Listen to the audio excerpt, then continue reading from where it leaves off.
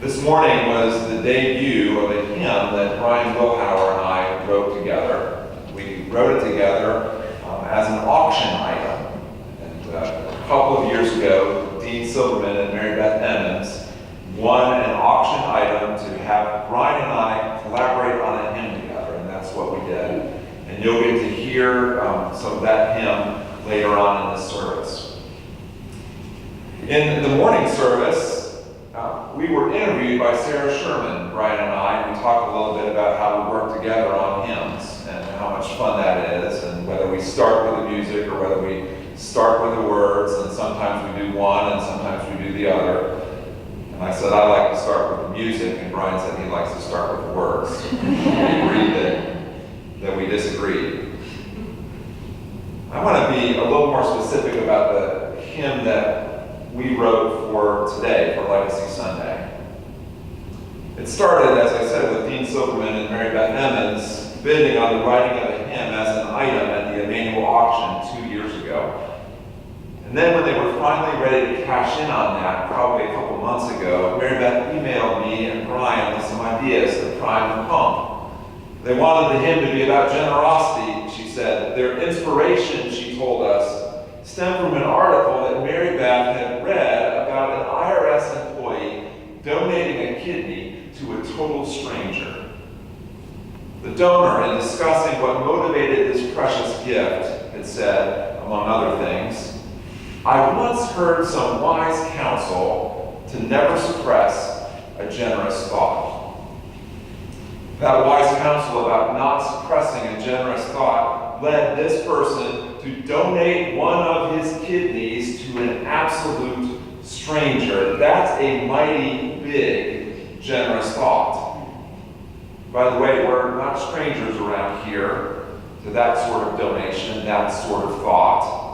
Just a few weeks ago, heard Elizabeth Heffron report on how the bone marrow that her son Robbie donated some time ago continues to help the woman who received it in her fight for life. Robbie is a college senior, and he thought to donate his bone marrow to a total stranger. Thank God for people who do not suppress generous thoughts. Stories of that sort of self-giving love have a way of humbling and inspiring us. They lead us to songs of thanksgiving. Sometimes they even lead to hymns of praise being written, which may in turn inspire others to give, leading to yet more blessings and yet more songs of praise. It's a virtuous and not a vicious cycle. Just for kicks, I did a Google search for the phrase, "never suppress a generous thought." Most of the results trace back to a speech given by a Mormon woman at BYU in 2007. In that talk, she related how her daughter's mother-in-law, Susan, who was a gifted seamstress, had, as a young person many years before, felt inspired to make a handmade silk necktie to give to the president of the Latter-day Saints. He happened to live in her neighborhood, and she took it to his home, and in presenting it, she became a bit embarrassed about her handiwork. Who was she to think that she could make something for someone who held that role in the church? The president's wife grabbed her by the shoulders and said, "Oh, Susan, never suppress a generous thought." That sentiment, woven into a speech at a university years later, almost certainly became the wisdom that led an IRS employee, who may or may not have been Mormon, to donate a kidney, which became the inspiration for a Presbyterian hymn. All of that from the impulse to use one's gifts to fashion a necktie and wise words said in response. I find it interesting that after the Apostle Paul had left Ephesus and was getting ready to set sail for Miletus, he called for the elders of that community to meet with him one last time. Paul's on his way to Jerusalem and almost certainly imprisonment, and he knows he'll probably never see them again in this life. So he has some wisdom that he wants to pass on to them. The apostle never ever seemed to be at a loss for words, and he isn't this time. time. Before we go any further, I want to draw your attention to a few things I noticed about his words. Number one, Paul tells them that he is captive to the Spirit, which is leading him to a place where he is not sure what will happen. But if the past is prelude, he might not like everything about where the Spirit is taking him. To be captive means that someone else is calling the shots and leading us to places we might not want to go and actions we might not want to take if it were just up to us alone. Second thing, Paul warns them to watch out for people who, like hungry wolves, will come in behind him and try to lead them astray from the message of the gospel, the message of grace and unity and welcome that he has been trying to proclaim among them for 3 years. Calling people to go beyond tribalism and to practice compassion for the vulnerable and justice for the oppressed and love for the enemy and hospitality to the stranger and outsider will always lead to some opposition. And those opponents will sometimes have a pretty attractive message.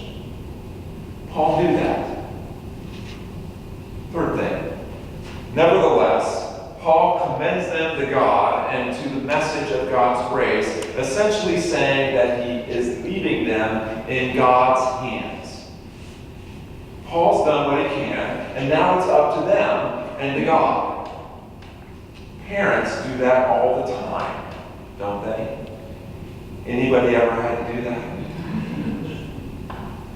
The last thing that really grabs me, though, about the final words out of Paul's mouth, which are an admonition for them to support the weak, for it is more blessed to give, he says, than to receive. Now, if you're leaving someplace never to come back, if you're on your deathbed speaking your very last words, heck, if you're dropping your kid off at college for the first time, you want the last thing you choose to say to have maximum impact. And it's sort of like, whatever else you do, don't forget this. Don't forget to study because you're here to learn. Don't forget that you're a beloved child of God. Don't forget that you're a Robinson. Don't forget to have a good time. You name it.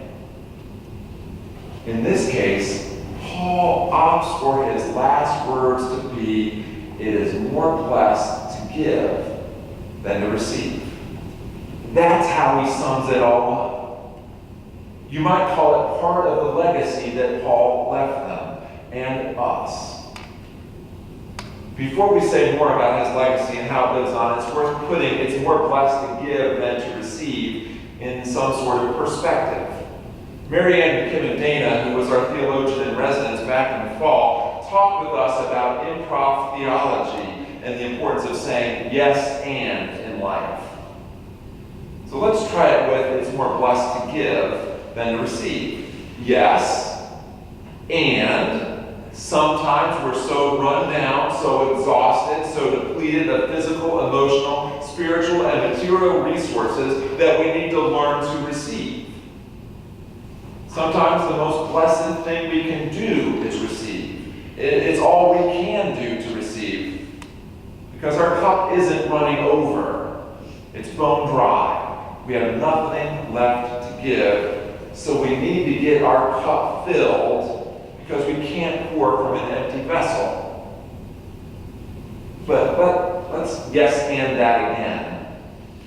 Yes, and when our cups get refilled, we will again find that we have something to share. And in the sharing, we very often find ourselves blessed in return. That's how it works. This, by the way, is what alcoholics learn in 12-step programs. They learn that once they get sober, the best way they can maintain their own sobriety is through helping another alcoholic to achieve sobriety. There's a reason why it's more blessed to give than to receive has gained traction over the centuries because it's true. So when those generous thoughts come, pay attention to them. Don't suppress them. Give them sacred space. Maybe even let them take you captive and lead you to go places and do things that you might not otherwise do if left strictly to your own devices.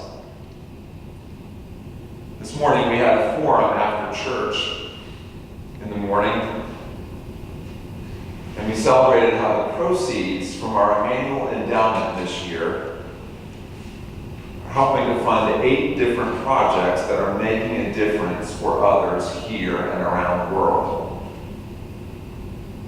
I celebrate that. I also celebrate that the existence of our endowment has led to increased energy for and awareness of and generosity towards some other programs that didn't get funded. It's worth celebrating at least one Sunday a year that we have an endowment, and that it exists and grows because of people's generosity, and that we each have the opportunity to give towards it, either with end-of-life gifts or with special lifetime gifts given in honor or in memory of someone or some occasion. Those financial gifts make a difference. Yes. And the Apostle Paul's legacy goes beyond the important encouragement to give of our financial resources. It's about time and talent and energy too. It's about neckties being knit, sewn. It's about prayer shawls being knit. It's about voices being raised in song. It's about guitars being strummed and drums being tapped. It's about flowers being planted. It's about classes being taught. It's about bread being shared. Tonight,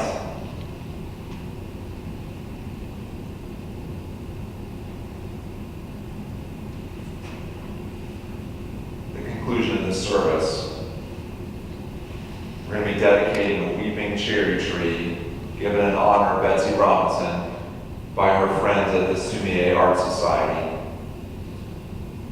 The tree celebrates the impact of her teaching, not just art, but wisdom in their lives. This is not the first tree given in someone's memory here, nor will it, I hope, be the last. Our campus is dotted with trees that were given in memory of loved ones. And maybe some of you around the circle have given a tree. Every time a tree is given and planted, it symbolizes the great truth of seeds and saplings that from tiny acts, great things can grow. That our impact goes beyond just one generation. So it's also fitting that tonight we begin our spring planting for the Emmanuel Interfaith Garden for the 2nd year in a row. So maybe this week, what we should do is remember Paul's last words to the elders at Ephesus. He says, just as the Lord Jesus said, it's more blessed to give than to receive. You may know that Jesus never said exactly that. At least there's no record of it in the Gospels of Matthew, Mark, Luke, and John. He might have said that, those precise words, but they never got written down. He is, however, recorded as saying, at least on one occasion, from those to whom much has been given, much will be expected. And on a Sunday when we celebrate communion, we know we can learn a lot from the man who gave to show us how to live.